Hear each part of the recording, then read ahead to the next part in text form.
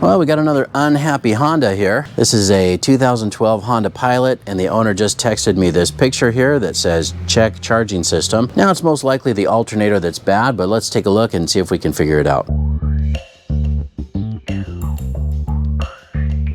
This alternator is just on fire. The thing is just smoking hot, and I think we've got an internal short or something. Hey, what's up YouTube? Dan the Fix-It Man. Got another quick video here for you. Got a 2012 Honda Pilot here that we suspect the alternator is bad. Now, they said that the vehicle had actually died. They texted me the picture and I said, don't drive it, just get it home. And right when they got home, the vehicle died. Luckily, they did get home, but they were not even able to roll up the windows. And now I've charged up their battery and I just put it back in. And as soon as I hooked up the battery, I was gonna do a little alternator test, and the alternator was getting hot. It was getting really hot. So I think this alternator is internally shorted. So I didn't even get a chance to start this again and do a little bit of a test and see how much voltage it's putting out. So we're just gonna have to go with the information that we have. I'm not gonna risk, this catching on fire or burning their car to the ground. So we have the battery in, but I did just disconnect the negative battery cable. And that is the first step if you are gonna do this job. The first thing you need to do is disconnect the battery. Sometimes you need to take off this little intake, but you can see it's right down here, and it's also accessible right here from the back, and that's really easy to do with just a 10mm wrench. So with the battery disconnected, we're ready to get going on this job here, and it's a little bit of a pain. The alternator sits way down here, and it's kind of hard to get to, but it's also hard to get it out. I've done this job a few different times. I've done it also on a Honda Odyssey, which is similar, but I'm gonna do my best to show this to you, show you the easiest and quickest way to do this. You can take off the top of this engine cover just to have a little bit more room to reach your hands in there, and you just use a flathead screwdriver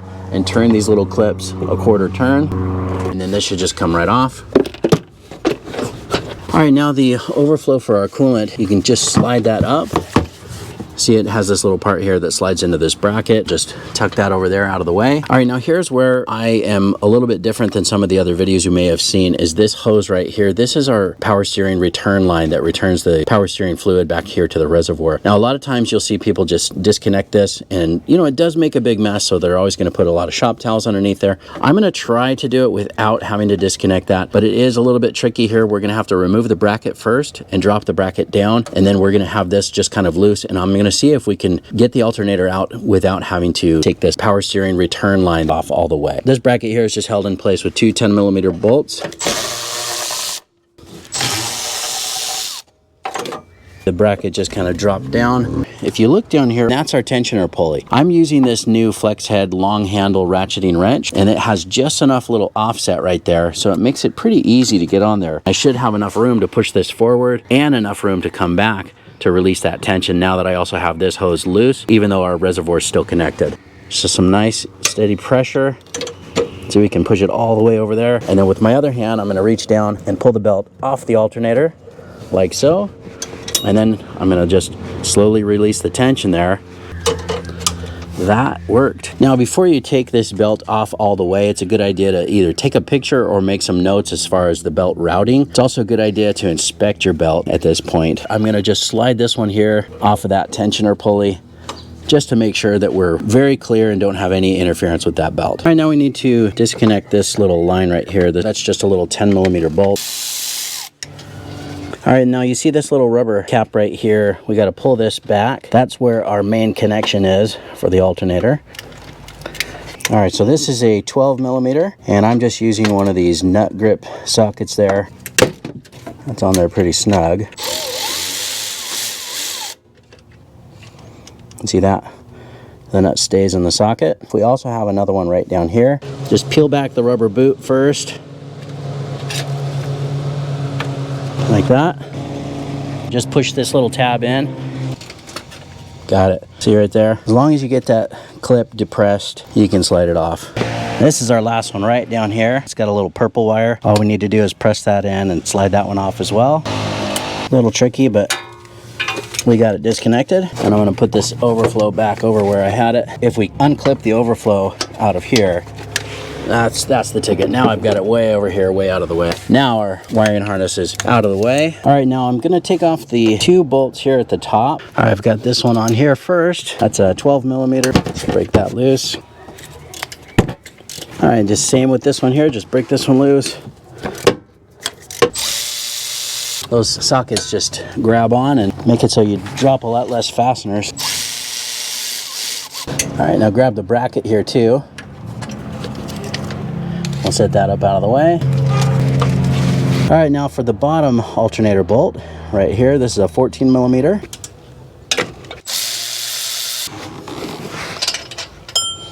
All right, now the alternator is now loose, but it's still kind of in that little mount. There's a little bit of a sliding sleeve inside this mount, and it's kind of a pain because a lot of times you'll go to put the new one in and it won't fit until you bump that back over here to the passenger side. But a little bit of a trick or a tip here is before you take the old alternator out, if you can kind of slide the alternator or rock it back and forth, that might be enough to push that sliding dowel back in a little bit. I'm also just kind of pulling up on this, and you see that? We've got the dowel slid over now.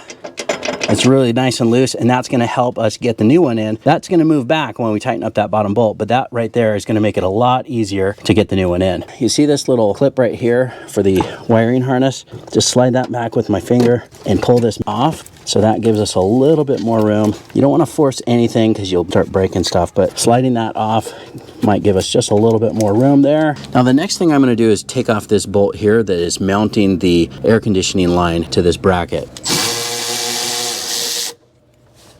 And look at that, we've got a lot more room over here. I'm just gonna hook this up to a little bungee cord and then pull it this way across the engine. Of course, we're not damaging anything or bending anything, but that's now out of the way completely, and it gives us more room to work down here. All right, so with this AC line out of the way and this electrical line a little bit more loose, I'm hoping that we can just pull it up and out right through here. We're gonna find out if that'll work here in just a second.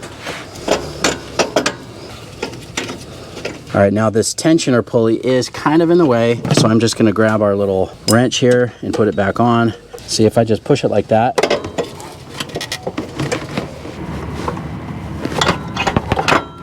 there we go.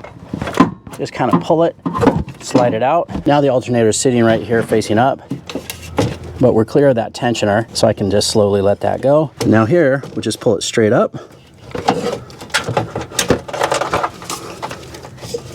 Push that electrical line out, and it's out. Now just real quick, here's that sliding dowel I was talking about, and you can see it's already pushed all the way out to the passenger side, which is what we want in order to get the new one in. Looks like we're good to go, and this is ready to go in. Try to drop this down the same way we got it out. Just try to get that position the same. Now I'm gonna push back on that tensioner so that we can just hopefully just slide it over and drop it into place. Okay. There we go. All right, now I'm gonna put the first bolt in, the bottom bolt. Now I'm just gonna get this snug for right now. All right, this bracket is next with these two bolts here. Remember, this one goes through the alternator and this one goes straight to the block. And we'll get that started. Okay, we're just getting these snug for right now. All right, now the torque specs on this that I found, the bottom bolt here is 33 foot-pounds. And the two here at the top, the one that goes to the block and the one that just goes into the alternator just to connect the two through the bracket, are 16 foot-pounds.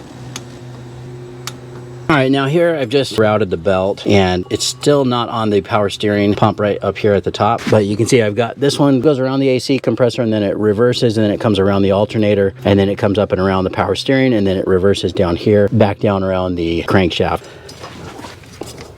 Okay, we got it back on. Just make sure that the belt is seated on every single pulley.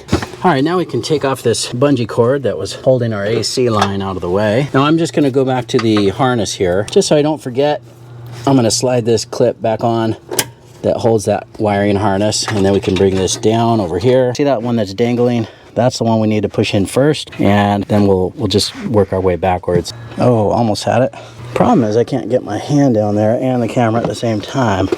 Let me just set the camera down, see if I can get that on. Okay, now I'm just doing this one by feel from below. There we go.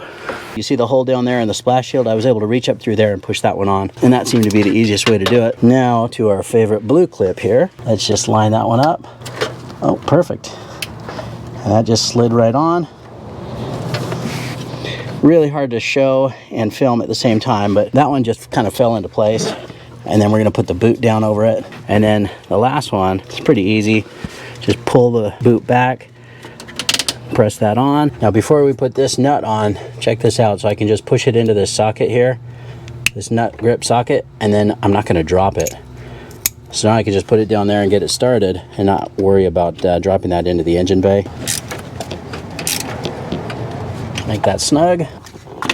And just push that boot back down over the connector there. All right, and then we have the little 10mm bolt that holds the wiring harness here to the alternator bracket. All right, and then we can put the bolt back in through this little bracket that holds that AC line in place. All right, and then we can put this little power steering, and this is also our coolant overflow bracket, back on. But see, I'm going to slide that onto the power steering reservoir and just line up these two little 10mm bolts. Remember, I took this out of these little clips here, so just snap those in, and then this just slide down into the mount like that. All right, then we can put the engine cover back on. Once you get those lined up, just press those in place and just use the flathead screwdriver.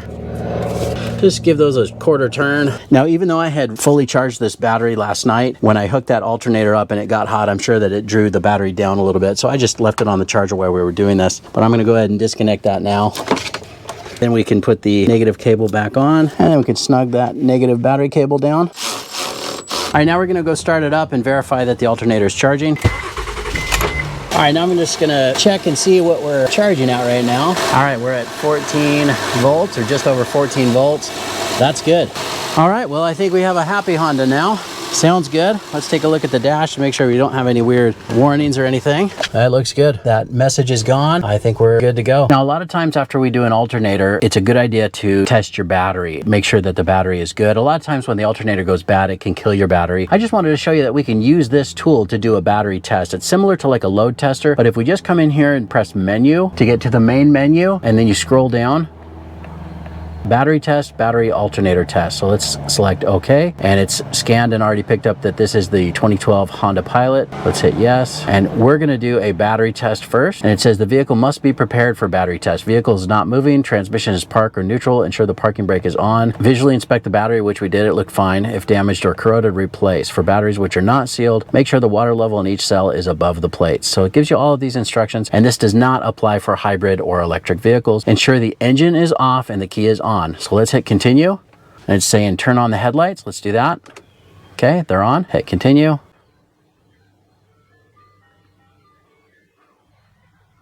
Okay, turn off the headlights. They're off. Continue. Start the engine one time. Within 30 seconds, if you don't start the engine, the test cannot be performed.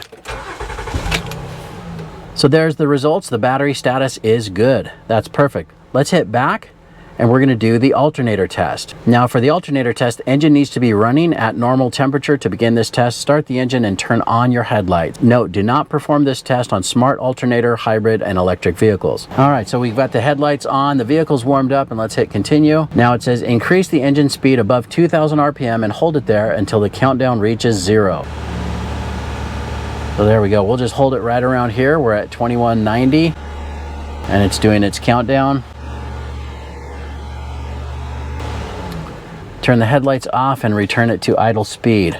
Alternator status is good. Voltage 13.67, charging voltage within spec. That's great. This is a way that we can confirm the repair. So not only do we know that the alternator that we just put in is good, but we also know that our battery is good, and this is now good to give back to the owner. Now, if we didn't have the issue of the short in the alternator, I would have used the tool here, the Innova 5610, to show you that same test, or a way to test the alternator and verify that that was bad. In our case, I just didn't get a chance to do that. I didn't want to risk burning up the vehicle or running it with that alternator with the short in it. I'm sure that it was shorted out because it was putting off so much heat. It was starting to smell burnt inside. I knew that there was a major issue with this alternator, and that's the reason that we changed it out. Now, there's lots of different ways to do this job. I've actually done this job several times. It seems like almost every time I do it a slightly different way. I have disconnected this power steering hose before, and I've also left it on before. I prefer leaving it on. It makes less mess, and it really wasn't that difficult to get the alternator out right up through here. As long as you take off these two reservoirs and disconnect this AC line and pull it out of the way, you should be good. You'll also have to push that tensioner back like I did. I've seen some people take the tensioner off. I've even seen people take the radiator loose or push it forward and try to come out through the front of the engine here. There's lots of different ways. I'm not saying that one is better than the other. This is just the way that I prefer to do it. I hope you like the video. Please give it a thumbs up and subscribe if you don't mind. That does help me out. I'll get a link in the description where you can pick up some of these parts and tools used in the video as well. Thanks so much for watching, and good luck.